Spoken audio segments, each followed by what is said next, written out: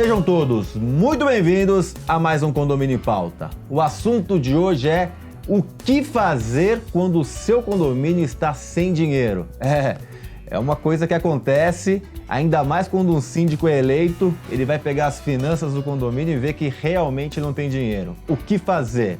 Bom, antes de apresentar os nossos convidados, não deixe de curtir o nosso programa, seguir o nosso canal, compartilhar, nos ajude a disseminar informação de qualidade. Só assim iremos melhorar, profissionalizar esse segmento tão importante para a coletividade, para a nossa cidade, para o nosso estado, para o nosso país. Os nossos convidados de hoje são Ricardo Montu, síndico profissional, síndico 5 estrelas. Ricardo, muito bem-vindo ao programa novamente. Obrigado pela oportunidade, é um prazer estar aqui com você novamente. O prazer é nosso. E Rodrigo Signori, especialista em financiamento condominial, síndico também, no caso síndico morador voluntário. Seja muito bem-vindo ao programa novamente. Eu que agradeço o convite, Ricardo. Muito obrigado. Eu que agradeço. Ricardo, vamos começar com você. Não é tão distante essa realidade de a gente assumir um condomínio, ainda mais síndico profissional, que geralmente não está tão antenado ao condomínio, como no caso do Ricardo, que é morador. Geralmente você tem as informações financeiras, mas não é tão anormal, tão difícil de ocorrer de você ser eleito e de repente pegou ali, ou acontecer alguma coisa, aumentar a inadimplência, que aparentemente é o que pode acontecer no nosso país, né, com a crise econômica que está vindo nesse momento, que está em processo. Qual é o primeiro caminho que você sugere aqui para quem está nos assistindo quando entrar nessa situação? O papel do síndico é realmente não deixar que as contas desequilibrem, né? Mas isso pode acabar acontecendo por diversos motivos, né? E o principal deles, infelizmente, é a má gestão. Porque o condomínio ele encontra uma situação muito peculiar. Ele não é uma estrutura para acumular dinheiro, mas também é uma estrutura que não pode ficar deficitária, porque o pressuposto básico do condomínio é o rateio das despesas ordinárias. O único acúmulo de dinheiro que pode ser suportável é o fundo de reservas, né? Agora, quando o condomínio chega ao ponto de estar sem dinheiro, realmente numa condição deficitária, é essencial que se revise todo o planejamento.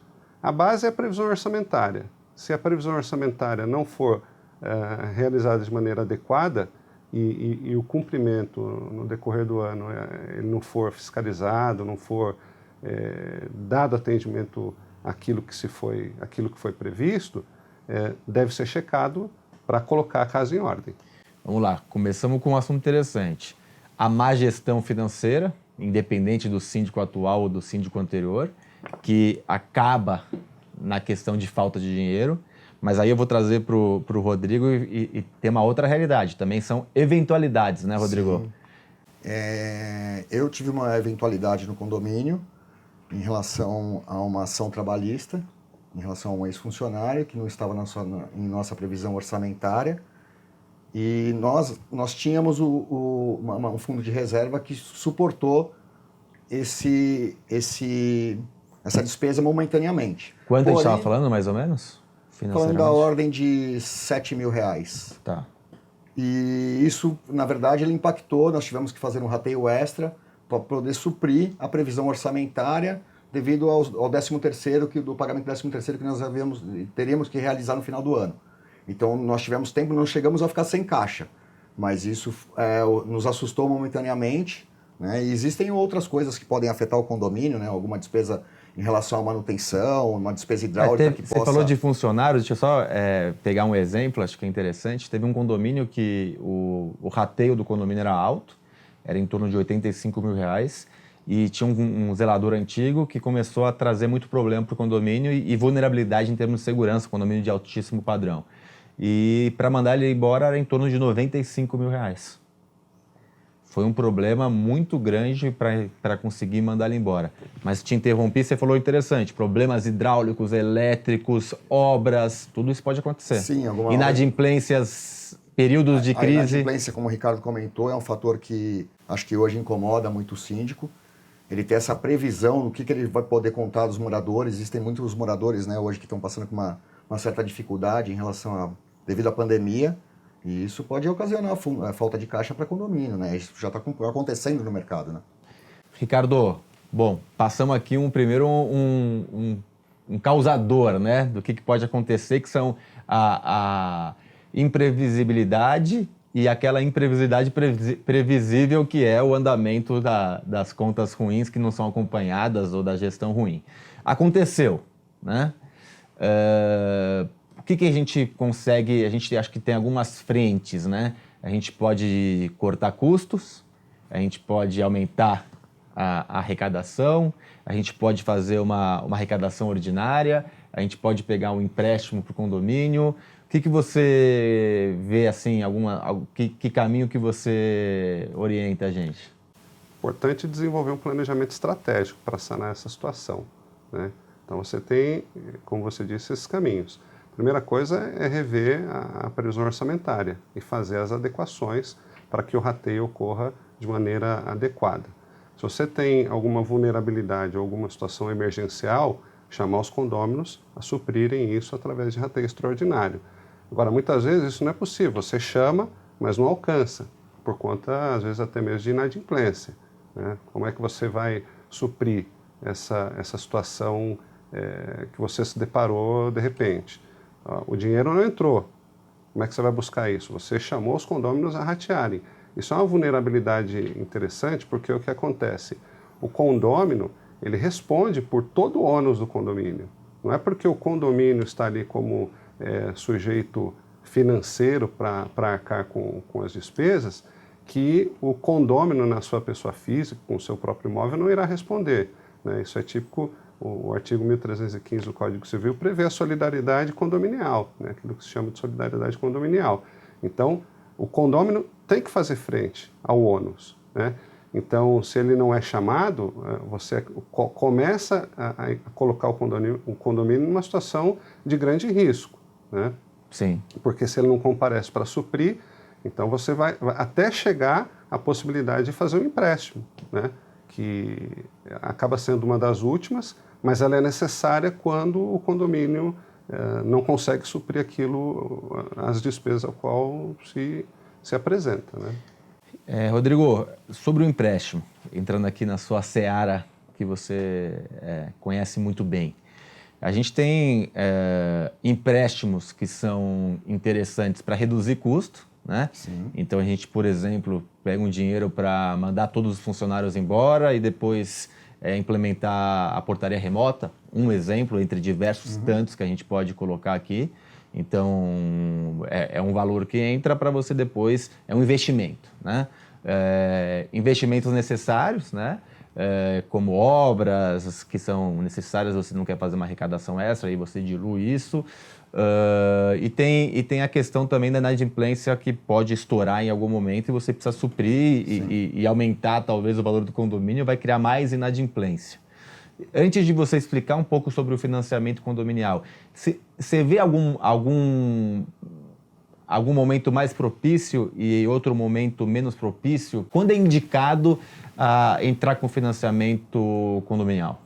Bom, no caso de capital de giro para o condomínio, digamos que o condomínio ele sofreu um impacto com alguma obra emergencial ou alguma despesa que ele não estava esperando, né, não estava projetada, o rateio extra pode impactar muito o condômino, por o valor, o montante ser um pouco expressivo, e o condômino não ter condições de fazer aquele aporte, digamos, em 3 parcelas ou até mesmo em uma parcela para que se solucione o problema imediatamente.